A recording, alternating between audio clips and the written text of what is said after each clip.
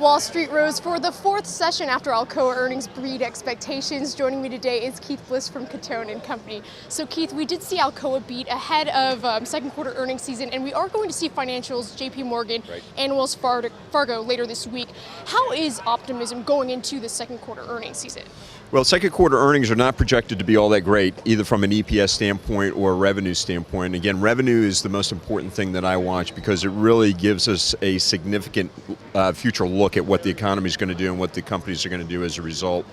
It's expected to be weaker. The sectors that are going to be weaker are going to be information technology, basic materials, and we've seen that basic materials with all the commodity sell-offs over the last month or so.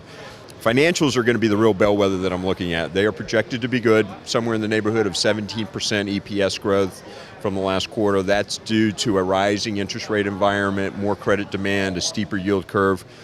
Banks, money center banks in general, need a steep yield curve to make money because they borrow on the short end of the curve and they lend at the long end of the curve, so they capture that spread. So the expectations are for the financials to be strong. If they're not strong, we're going to have a little bit of a problem in the equity market.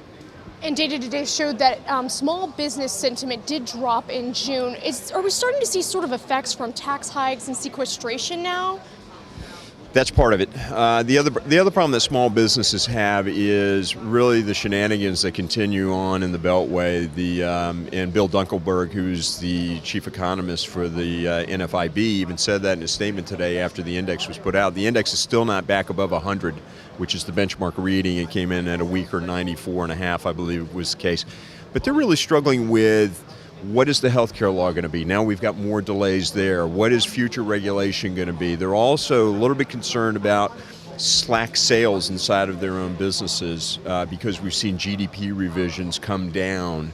We've not seen a lot of hiring.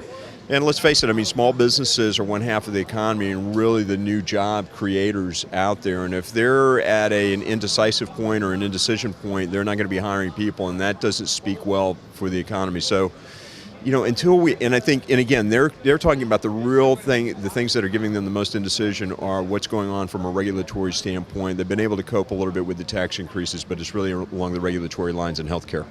And finally, the IMF did cut world growth forecast for the third time this year. Is this somehow going to urge the Eurozone to try to cut rates even more?